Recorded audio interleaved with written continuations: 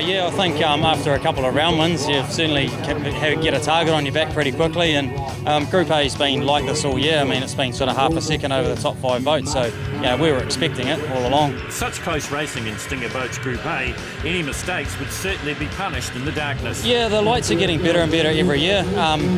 Tonight's going to be an unknown. Apparently there's more lights, but until they get turned on, and we haven't seen them yet, so until they get turned on, we won't know until then. For the confidence that comes from winning and a spot-on setup, Ollie and Jess would be pushing hard right from the very start. The harder we push this boat, the better it goes and the better it feels.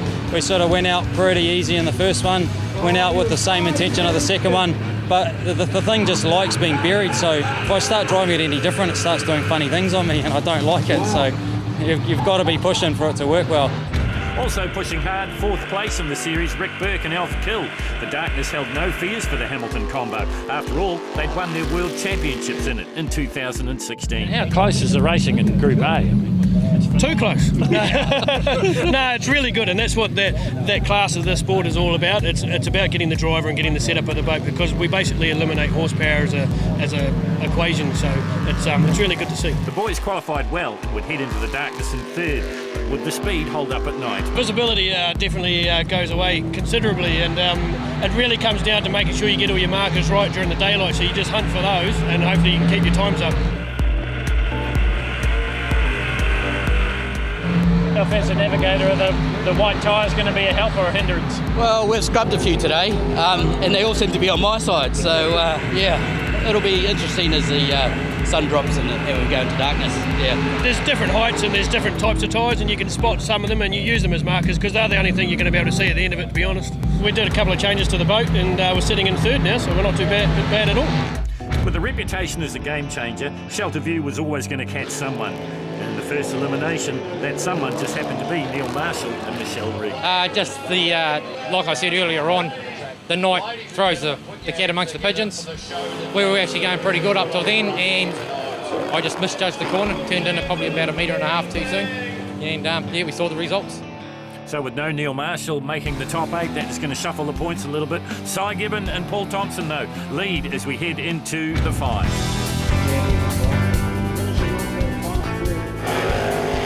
In Maroon 2 was Maroon. After this, out in the top 8. Bad luck for the man from Tapanui. Oh, it's a big spin for Tia. Harry Whelans and Jason Conroy and Usain Boat had a 55.394 here in the 8. Just missed out on the 5. Consistency had meant that Andy Ryan and Carrie-Anne Allen had again made the top 8. The run was looking good until they put it on the grass on the way home. Ollie Silverton had been a hair off his usual high pace in the top 12, but here he more than made up for it. Fastest in the 8 with a 53.428. Also going fast in the 8 with a 53 were Rick Burke and Alf Kill in Firewater. Their 53.896 keeping them in touch with the leaders and into the finals. Bevan Muir and Kendra Death also booked their place in the top 5, but only just. Their 54.083, the last time to make the 5-boat final. For Shane and Ross Travers, 53.766 in the 12 meant they were second quickest going into the 8, but there, a little off the pace 54.264, top 8 time, saw them do enough to make the final 5. Second fastest behind Ross Travis in qualifying, fastest in the top 12, and second fastest here in the 8 with the 53.786 meant Cy Gibbon make the top 5 final with the second quickest time. The podium beckoned. So as we move into the top 5, once again it is Ollie Silverton on top from Cy Gibbon and Paul Thompson, Rick Burke and Alf Kill in 3rd, and then it's Bevan Muir in 4th from Ross Travers. Hitting their straps again at round 4 at the Riverside Jet Track when New Zealand won in Group B, Paddy and Jay Hayden and Schizo Racing. The win here meant a tie at the top of Group B with the Haydens and Mandy and Clayton Tisdall. So as you can see, it's as close as you like at the top of the Group B standings. Nothing in it, absolutely nothing, between the defending champion and the couple from Tapanui. With the crowds pouring in and the qualifying set to start in daylight, the stage was set for a knockdown, drag-out fight for Group B. 3rd in class and first time in the dark for Kelly Manel. Yeah, it is. It's certainly catching a few out, including myself. My first one wasn't that flash, so yeah, it's interesting actually. It's a lot more loopy, and I think because we're going around one island in particular 3 or 4 times, you sort of think, where have I been and where do I now need to go? So, yeah. Sort of stunned a few people, including myself. So, yeah, thrilled to be where we are.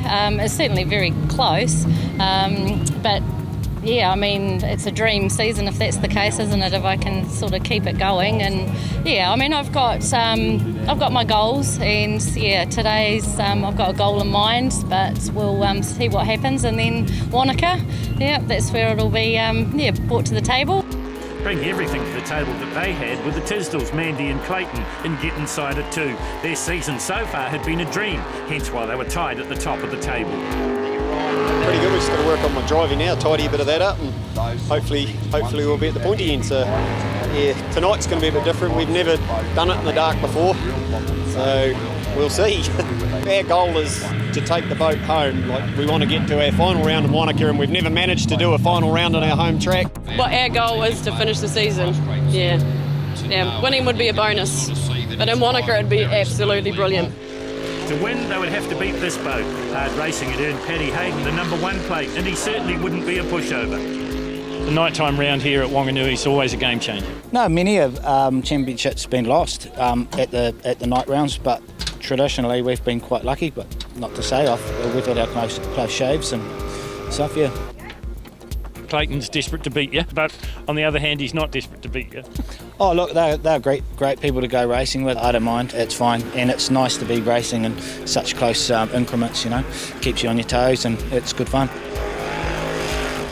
So the stage is set for a pulsating final in the darkness here at the Shelterview Jetsprint track. Paddy Hayden up against Clayton and Mandy Tisdall. First to go, it will be Aquaholic. This is Daniel Reid and Ben Sol out of Taranaki. They go by the nicknames Butterbean and Soul Sister. They're from Waitra, where the Methanix Aqua track is. And these guys have done a great job to get into the final 3 here in Group B.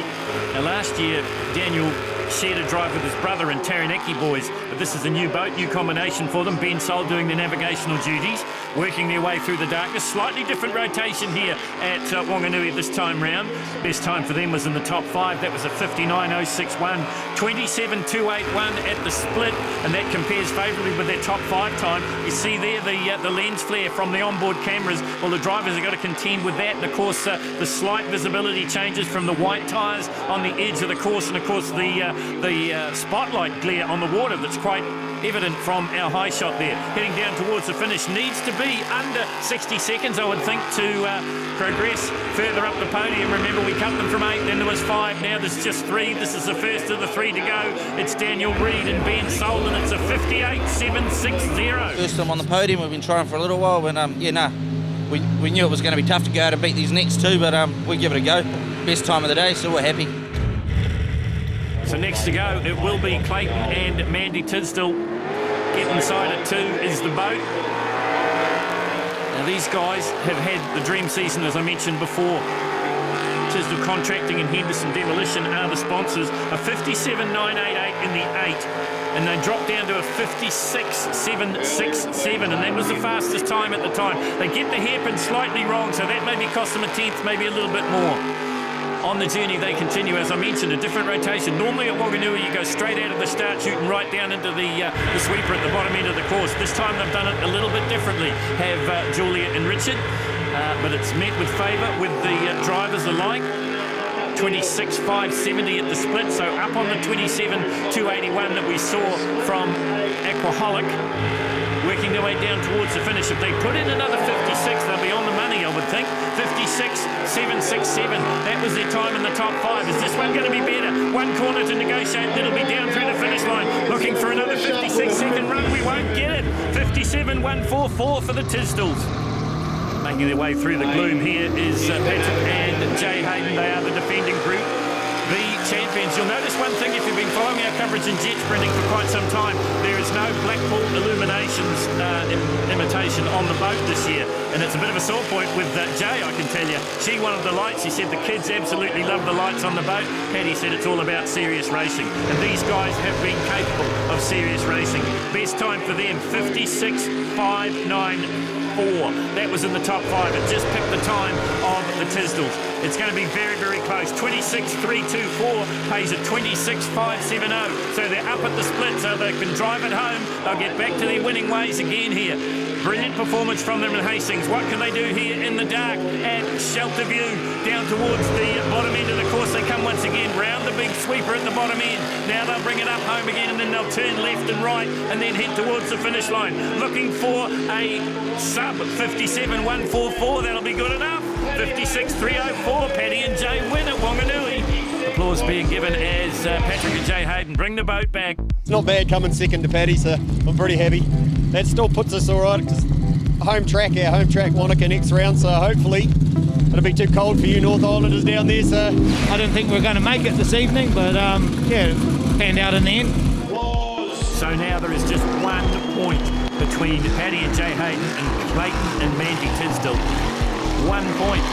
Championship to be decided at Wanaka in the next round. Here it is. The maximum 30 points goes to Paddy Hayden and Jay in Schizo. They win it. And as I mentioned before, they take that extra point and it breaks the deadlock that we had after Hastings. 1 point to decide the championship at Wanaka in the next round. The racing will be fierce.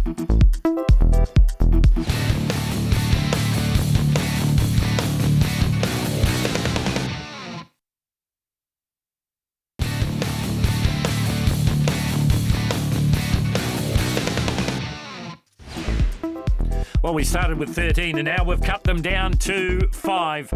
Ollie Silverton and Jess sits it on top. Ross Travers doing a pretty good job there as well at his home track. It will be Travers the first to go.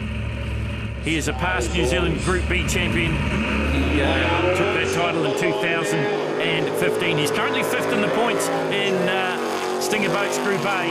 He knows the waters of Wanganui well. In fact, this is where he got his introduction into the sport, through the haranguing, I guess you'd say, of Richard Murray and also Pat Dillon.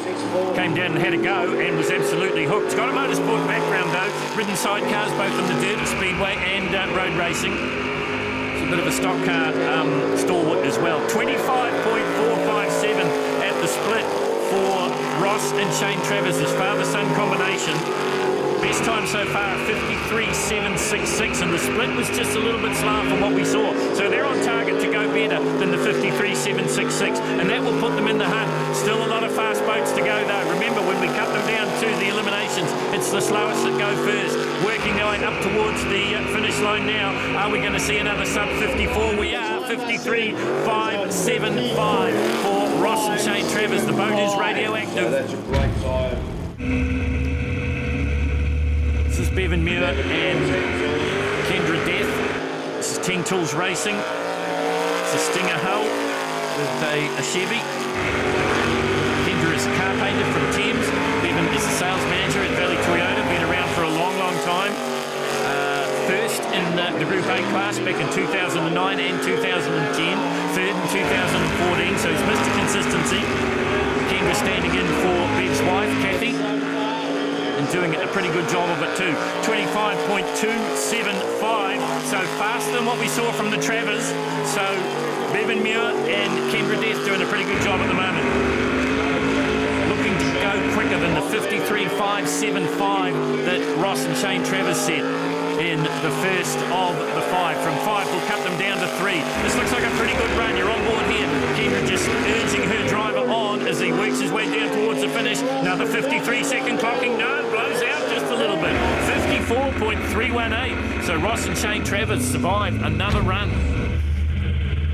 This is the current world champions in Stinger Boats Group A. This is Rick Burke and Alf Kill out of Hamilton. The boat is Firewater. 222, or as they more commonly like to be known, W1 or 3NZ, because that's where they finished in the title chase last year. They're currently 4th in the points. Top 12 time was a 54.341. Top 8 was a 53.896. What are we going to see here? They need to be 23 or better at the split, I would think, to be in the hunt, and they're not going to be. 24.974. So now they're really going to have to rattle it along home if they want to beat the time set by the father and son combination, Ross and Shane Travers. You're on board here with Firewater. Rick Burke, Alf Elf Kill doing the job and doing it well. They said they hold no fears in the darkness, so they're kind of approaching their qualifying times. Normally you see the qualifying time a little bit quicker than what we see in the eliminations. This way, it's the other way around. Heading down towards the finish line now. What's it going to be? Are they going to be in the 53s? Well, they did rattle it home. 53.617 puts them sitting in second place at the moment. So this is the fourth competitor of Stinger Boats Group A here at the penultimate round of the L-Firm Window Systems New Zealand Jet Sprinting Championship. This is Cy Gibbon and Paul Thompson. Novus Auto Glasses the boat. Now, they haven't been entirely happy with the performance of the boat right throughout the season, but it's been consistency that keeps them in the top of the points. So they're doing a pretty good job, and they're nice and clean through the hairpin as well. That's one of the money corners here at Shelter View. It takes on a whole new perspective, I'm sure you'll agree, in the darkness. What's the split time going to be? 24.852. That's the fastest split we've seen. So they're on target once again to stand on maybe the top step of the podium. The boat looks very good on the water. You ride with them here as they work their way down towards the finish. Time to beat is that of Ross and Shane Travers at 53.575. Are they going to be able to do it? Oh, and that one cost them a little bit of time, and they nearly kissed the time wall. So that's going to slow them just a little bit. You see the boat get a little bit untidy as it crosses its own weight. Now heading down towards the finish. 53.575 to beat. They don't beat it. Brings them third. She's hard work out there, eh? It's bogged down in the last couple of runs in the hairpin and that sort of thing. So, no, we're happy. The boat's a piece to head home. So this is the points leaders in Stinger Boats Group A. This is Ollie Silverton and Jess Sit. The boat is PSP Racing. It is a Sprint Tech hull with the Magnum Automotive Group A engine in the back of it.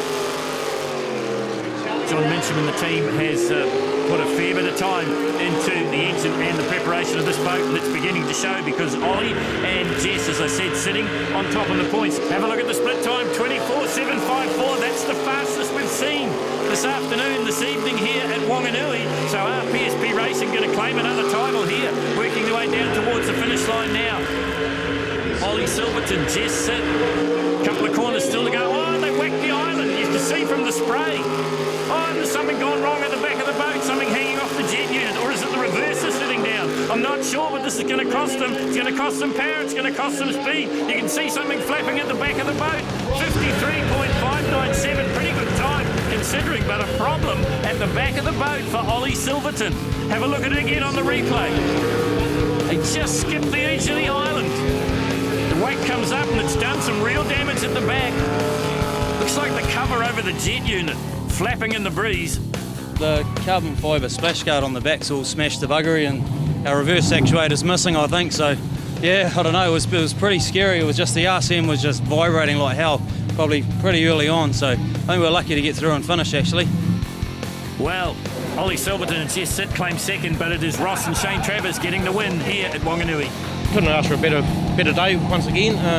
We knew they could do it, and it just proved it. We made a few muck-ups in the top 8, and I knew we still had a second there, which we picked up that second. So he does it with a 53.575, does Ross and Shane Travers. That will change the points just a little bit, but it's Ross and Shane that get the maximum 30 here at the penultimate round of the championship. In second place, Ollie Silverton and Jess Sit. In third, Rick Burke and Elf Kill. And in fourth, it's Cy Gibbon. So now it is just 6 points separating Ollie Silverton from Cy Gibbon with 1 round to go, and that's at Wanaka.